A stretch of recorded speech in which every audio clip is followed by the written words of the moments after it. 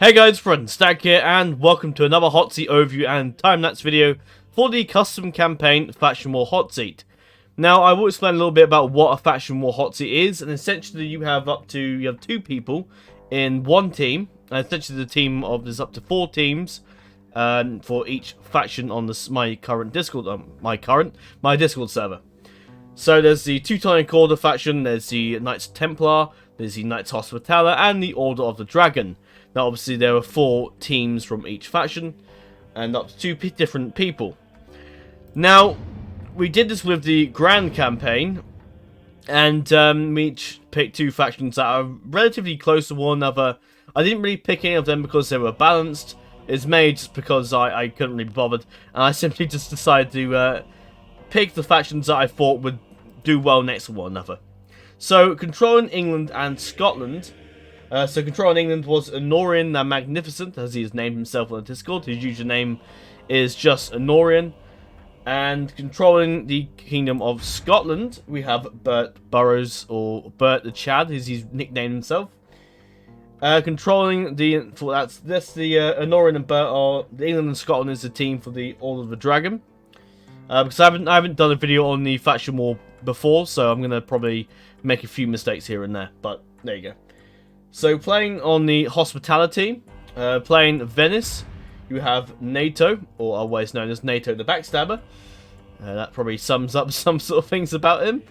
And moving on to his other partner, Milan, who is played by MT, Explorer, always known as the MT, the Potato God. Yeah. So those 2 were the Knights Hospitaller. Moving on to Team Teutonic. Controlling Poland, you have RP Fighter, who always known as RP the Tank. Russia is controlled by Captain Norway.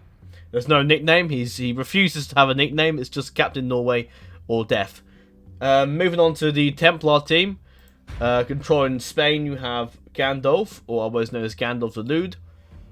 And controlling Portugal as well, Donald Trump, or Donald the President of the United States, or in other words, it's just POTUS, because that's the short for President of the United States. But anyway, those are the teams, and yeah, so that's essentially what a faction war is. Essentially, you have 4 teams, they battle it out for supremacy, and whoever wins the faction war, you get up to the faction you're supporting can win up to 50 points.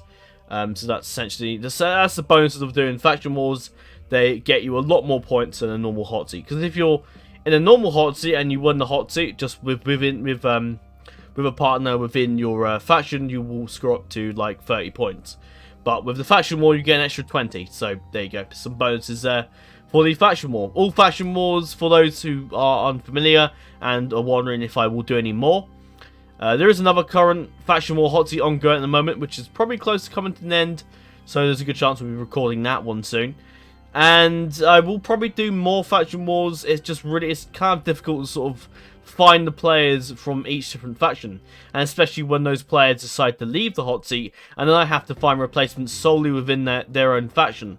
So it's a little difficult. So I may maybe not do that many faction war hot seats and make it once every 6 months or something like that, perhaps. But we'll see.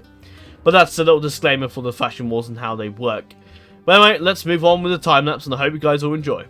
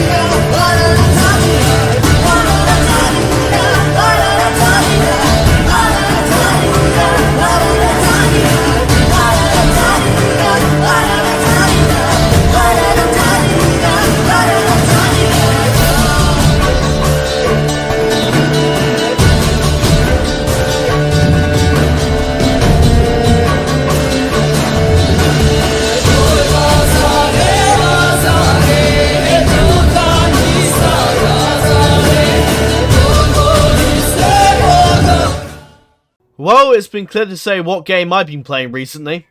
And part of that song is sort of fitting to this sort of ending. Is that the song, I believe the lyrics of the song is actually all in Polish.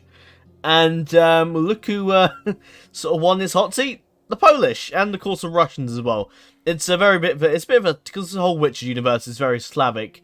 So it felt fitting to put a song that has Polish lyrics into it in a hot seat where Poland and Russia have both won. I felt that was rather fitting, and I absolutely love the I really love the Witcher songs. I find them, maybe not the songs, but the soundtrack in general is just very, I really enjoy it. It's normally something I wouldn't probably enjoy that much, but after listening to it a few times and playing the games, it's just pretty fun. Even the Witcher Netflix TV series has a bunch of cool little songs here and there. And but anyway, moving back to the hot seat itself, as you can see, Poland and Russia won the day and won 50 points for the Teutonic Order. Now, as you can see, a lot's happened. A lot of factions died. A lot of players came and went, and I'll go through most of them now. Starting off with Scotland. Now, first of all, Scotland was controlled by Hazem Mufasa for a few turns, I think. He didn't play long because he had a habit of not playing his turns properly, and I eventually got sick of it and decided to just find a replacement. But the things that Hazard accomplished as Scotland is that... did he take Inverness? Yes, he did. Took Inverness. I should know, I looked at the time. But he just took some Scotland land, and he actually went straight for Denmark and took out the Danish, which was something I was quite surprised by. And it's nice to see a nation who traditionally has been invaded by Denmark invade them back. So they took over Denmark. And then after that time, I think the Scotland faction passed over to Danny Alex, who controlled them for quite a while and did quite a good job with them. And tried to, I think Oslo he took, and tried to hold Scandinavia as best he could, but eventually lost it all. And then eventually, when he left, the English player subbed him. Now, the history of England is a bit interesting. England obviously did very well. They were first being played by Honorian the Magnificent. That's his name. Yep, that's his name. Honorian, and he took over the British Isles pretty quickly. The bits the Scotland didn't nab. And he went and he took over France very quickly, wiped out the French, and took a great big iron grip over Western Europe, apart from the Spanish territories. So Honorian played for a while. Eventually, Honorian had to leave for personal reasons, and then Tutush the Mad took over as England. Eventually, Tutush the Mad then left, and then Bert Burrows, but Tutush the Mad didn't accomplish too much from what I'm aware of. But then Bert Burrows took over, and Bert took over as England. And so it was him and Danny Alex for a while, until Danny left, and then Bert decided, because we were looking for a replacement for Scotland, and Bert just subbed them for several turns. Until eventually Bert got into way too many hot seats, and eventually had to leave. He didn't actually leave this one entirely, though. He still played as Scotland, but then Honorian thankfully returned, and he started playing England for the final time before England died. On to Poland. Now, Poland was controlled by RP Fighter, and he did a pretty decent job at unifying most of the Balkans, apart from, well, I consider the Balkans this part. This, I don't really consider small. Well, I guess it is part of the Balkans, this area here, but, well, it is part, I don't know what I'm saying. It is part of it. But, I just didn't consider it for whatever reason. But anyway, Poland took over this territory, and obviously eventually pushed into France. Now, RP was controlling them for quite a while before, but unfortunately RP, like Bert, unfortunately was in way too many hot seats, and then had to sort of just left. So Captain Norway, who was playing Russia, decided to just sub Poland till the very end of the hot seat. So Captain Norway basically just played Poland towards the end. Obviously, he played as Russia, starting off at Novgorod, and eventually took him quite, because obviously when you play Russia, it's hard to take over territories quickly. So it took him quite a while to build up his military strength, and by the time he did, he started pushing into Scandinavia and getting rid of the Scottish out of the Denmark area. And obviously from there on out, he pushed down towards into Anatolia. That's it. and Yerevan, and Georgia, modern day Georgia. And eventually him and Venice sort of had a bit of a rush for the Holy Land and all that, which is, as you can see here. So that's what Russia got pretty far into the Middle East as well. That's really a new meaning to Russian interference in the Middle East, really. But anyway, that's Russia and Poland. And now moving over to Milan. Now, Milan didn't accomplish that much. They took over, well, they started off with Genoa and Milan. And took over Ajaccio, then went for Florence, and eventually England turned up and just wiped them out. So they didn't really last that long or accomplish many feats in the very end. Obviously moving over to Venice, who did pretty well. I'll explain a bit more diplomacy in a second, but Venice essentially took out the Pope, unified most of Italy, and then pushed that into Greece and took over all Greece and pretty much all the Byzantine Empire starting regions apart from Nicosia, or whatever it's called. And they did okay. And obviously you can see here they took over Jerusalem and Egypt and all that area. So they didn't do too bad. And then Spain and Portugal. Now Portugal did a bit of a naughty thing. Portugal, of course, was just, doing their thing. And took over quite a bit of territory down here. Took out the Moors quite quickly.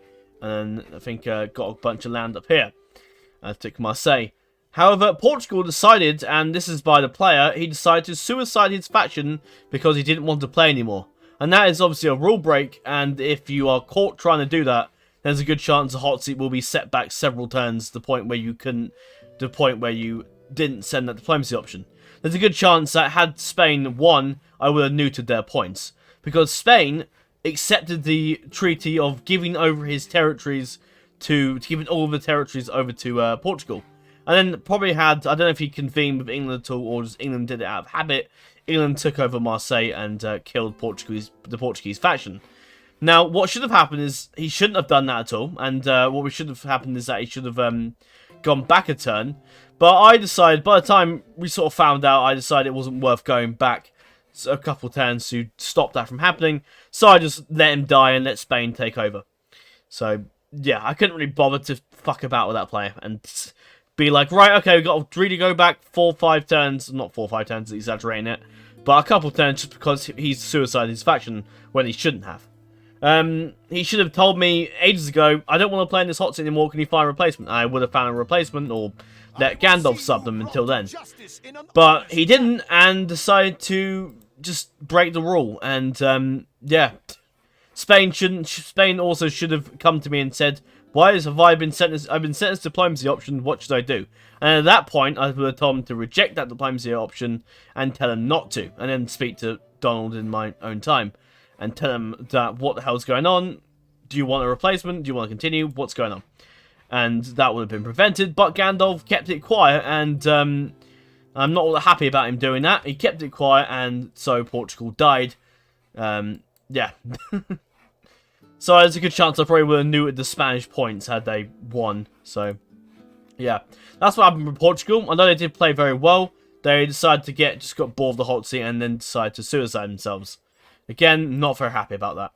But Spain, on the other hand, did decently well. They were about to be invaded by Russia, as you can see here.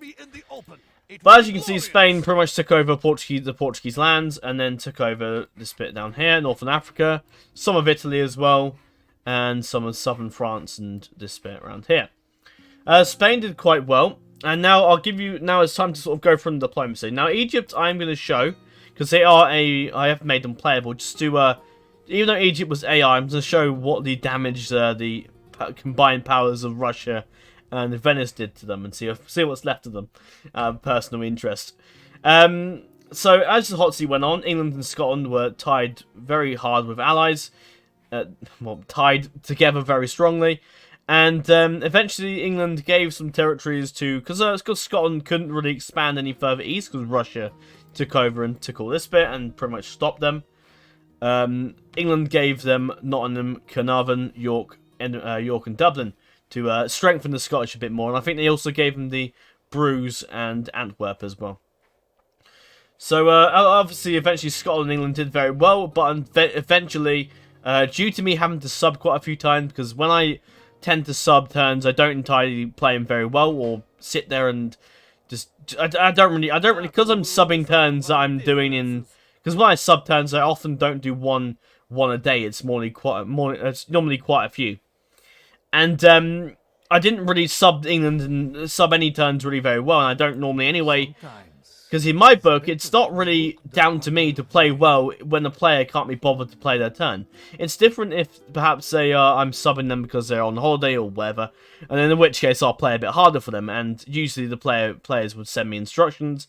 But if you've not sent me the instruction and I'm subbing your turn because you haven't played it in time and given me nothing in terms of speech, in terms of like, have you started this turn? Such as, can I have an extension or something like that from the player? If I've had nothing from that player, then I would just sub them lazily or skip them if I just don't care. So that might be why England sort of fell apart, because I had to sub England so many times.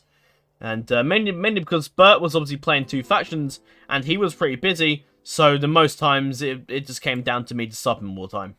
And that's probably why England didn't do too well towards later on. But Norin sort of brought it back for a time, but by the time he brought it back, Poland and Russia was pretty much ready to attack and actually completely obliterate the English and Scottish, I'm afraid.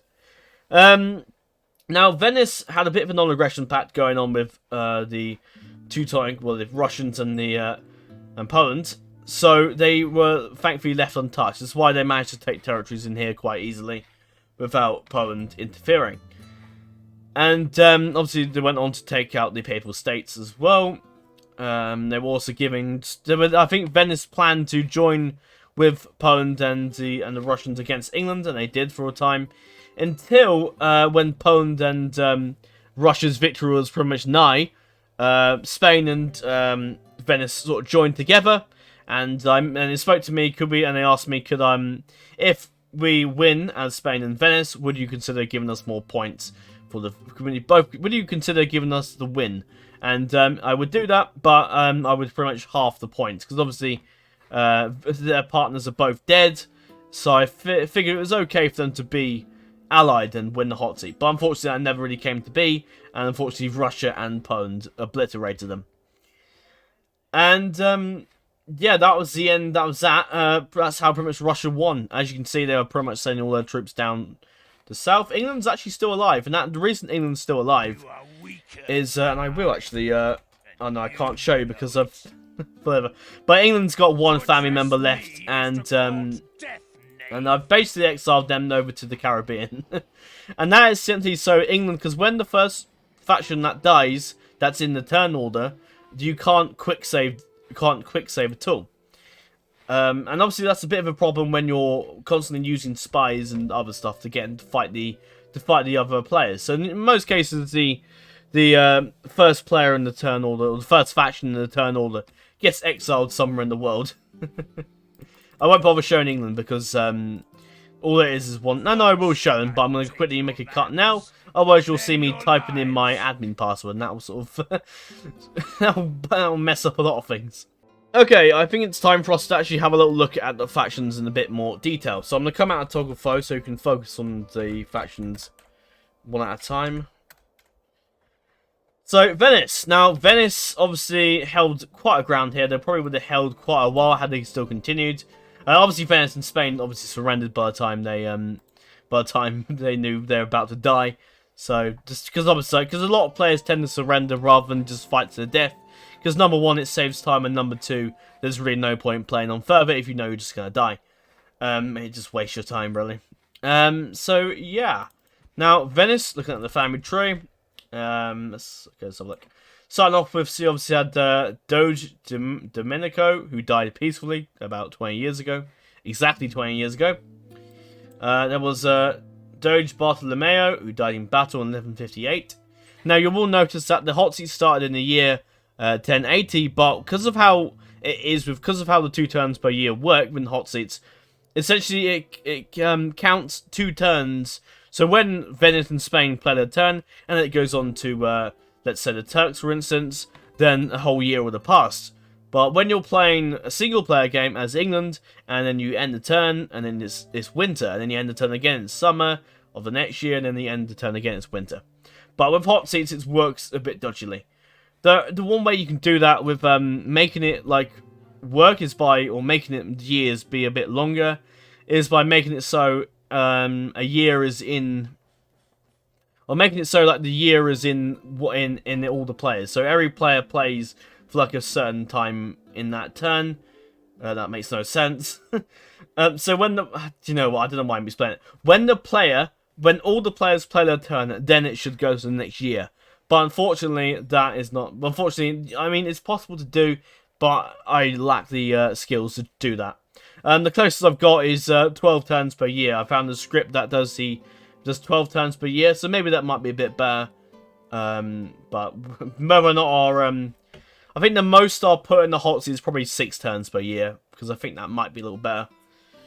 But anyway, we have Doge Benasuto, who's still alive. His brother died in battle. His other brother died in battle. And moving on to this guy, Cristiano Salvo, who's got Councilor Antonio the Scarred, who's a really good general. Wow, very good. And he's got 2 other kids. I say 2 other kids, adoptions, but you know. One of them got assassinated. And then you have Frankie Bose, whatever how that surname means, or says. Federico Toronto died in battle, and then over here you have another one who got assassinated too. But yeah, I don't really care too much about the family tree, because most of it's filled with adoptions, and in hot seats players just can't seem to stop adopting. Now you will notice in future hot seats that I've gone ahead and enacted a rule that basically restricts adoptions completely. And I'll talk a bit. I know I'm going to talk a bit about this, and the reason it's enacted is to stop people adopting, because the more generals you have in an army, can't really show you, but it's not a real good example. But anyway, here you go. The general's bodyguards are really quite overpowered, and usually with a general in the army, it makes the army pretty powerful too. And the general's bodyguards are usually quite strong, and stopping adoptions really makes it a bit easy on the players and easy on the eyes. No, it just stops the general spam that you get in hot seats, and I hate adoptions with a burning passion unless it makes any sense. If it makes sense, then sure, I'll adopt them. But if it doesn't make any sense, then I won't adopt.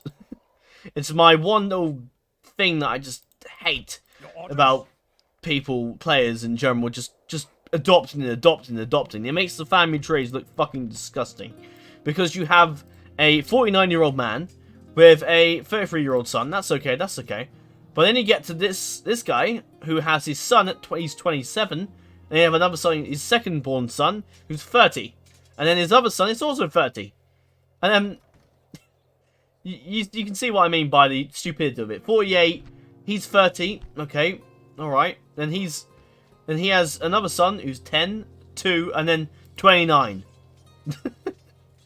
You can see my problem with it. So essentially the new rule is essentially, unless you have less than 3 family members, or less than 3 generals in the... I'm probably going to change it to 3 family members, to be perfectly honest.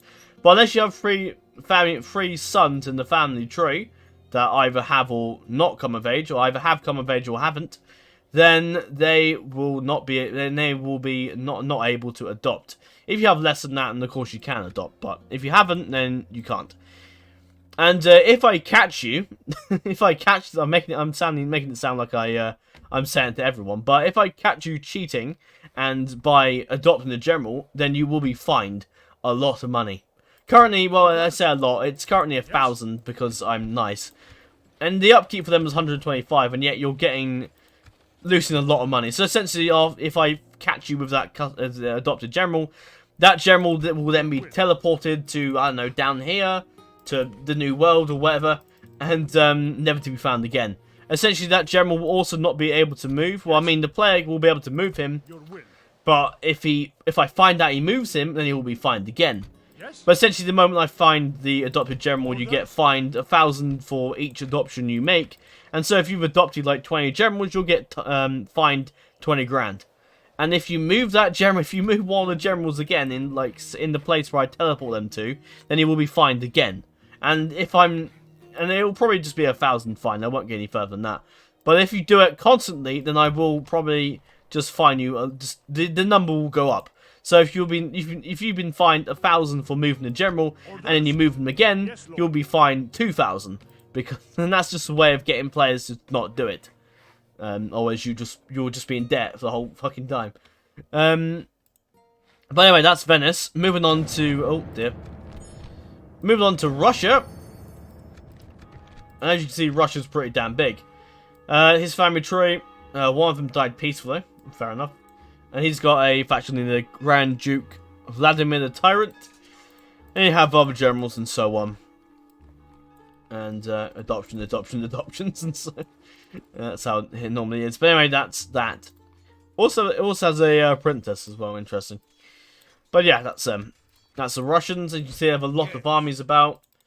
A load of armies coming over here to invade the rest of the Middle East, along with loads of spies. I'd imagine I didn't show the spies for Venice, but there you go. That's essentially what that's going to look like. If spies are enabled in the hot seat, then this is essentially what your agent list is going to look like by the end of it. But yeah, Russia's obviously about to attack Spain here, and probably about to go for that settlement, and probably get in on the nope. But eventually, Russia will take that with a few reloads. But yeah, that's Russia. As you can see, hold quite a few territories around here. And moving on to Poland when everything's finished moving. Now Poland's obviously been upgraded by RP for a good number of turns, and eventually captured Norway later on. As you can see, you have King Władysław the Cunning, who's currently 60. If he really got any longer, he probably would have died. And they have Prince Zbigniew, who is like an 8-star general. He's pretty damn good. Probably the best general they have, yeah. But yeah, and you see other more family trees. I'll probably take more interest in looking at family trees in hot seats where I've disabled adoptions completely. Of course, you can't disable adoptions within the game files. You can only disable... You can only, like, make a rule that stops them. There are some ways you can do it, but some ways it's not really very reliable and just doesn't really work at all. I found ways. I've tried to find ways to do it, but it just won't work.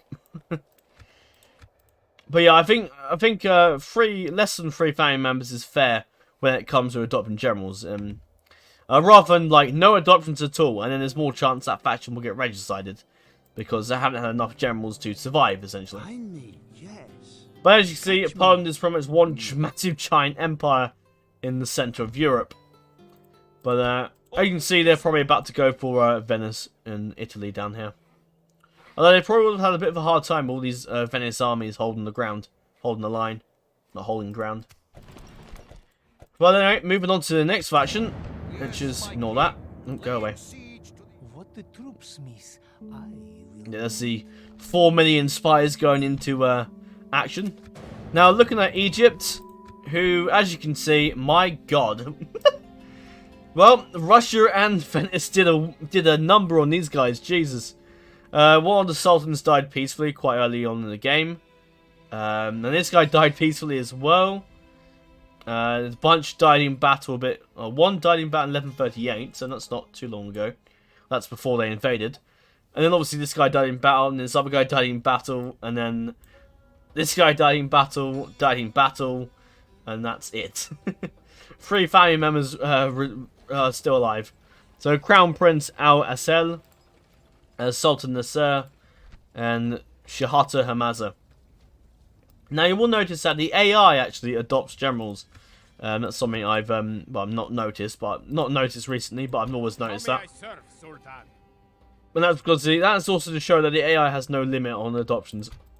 They will just do it on and on till the end of time. But anyway, that's Egypt, as you can see on the not far from dying, it would seem. Moving on to England and on to turn 43. As you can see, they have the Caribbean with Prince Davy. And family tree here. Obviously, I can't show the ones that have died. Where I have William the Killer, or William the Conqueror, who died 40 years ago, precisely. A lot of adoptions and a lot died. So as you can see, he got... wait, hang on a minute. Hang on a minute. That's against the rules. That's against the rules.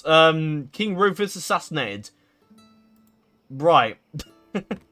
unless that was assassinated by Scotland for whatever reason, but still it's kind of against the rules, so they've probably had England, well, no, I don't know. I don't know who did that. Whoever did that, come confess in the comment section below. Nah, you won't, probably. But that's a rule break. If the English player would have reported that to me, then that would never have happened, but yeah, there you go.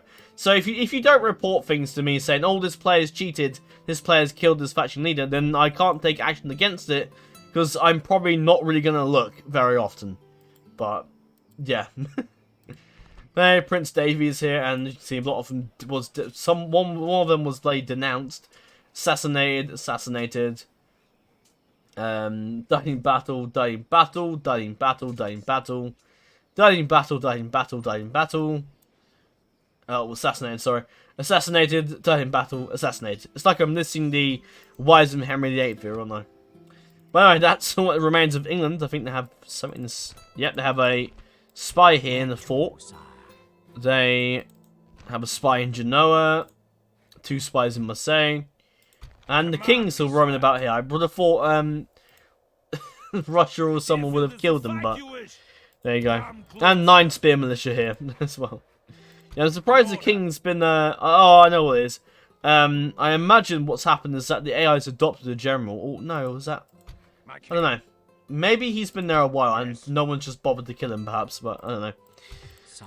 But yeah, as you can see, England was trying to like fight Spain, but that didn't go well. But anyway, that is probably it for this hot seat. I've gone on a bit longer with the rant about the adopted generals and other rules and so on, but I hope that's not all that boring to you. I'm sure a lot of you people probably would probably find that kind of interesting for those who are kind of curious to how hot seats work. Perhaps in the future I may make a guide on how hot seats work, but I very much doubt it. I very much doubt that I can be bothered to do that.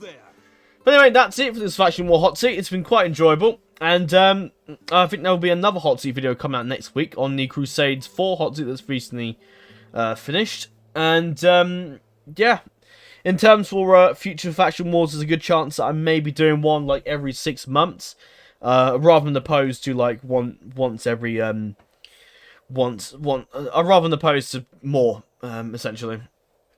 And I think doing one every 6 months would be good for finding players to replace other players who have left. But whether or not, I think maybe I may look into host another Faction War hot seat around Christmas time, perhaps, or maybe later this month. But I probably I'm on a bit of a hiatus in terms of starting new hot seats, as we've had a lot of replacements in the last few months, and it's been a bit of a frenzy trying to get all these new trying to find replacement for these players that have just dropped. Which is how it goes with hot seats, I suppose. But yeah, maybe I'll look into doing a Faction War around Christmas time. Now, don't expect the Faction Wars to be that balanced. It's going to be as balanced as I can do it with the knowledge I have of a certain faction. But you'll have to wait and see till then. But anyway, that is all for now. I thank you very much for watching this video. I hope that I haven't gone on too long and you haven't got bored and left the video. But if you're still watching, then I thank you very much. But anyway, that is all for now. And I will see you in the next video. Farewell.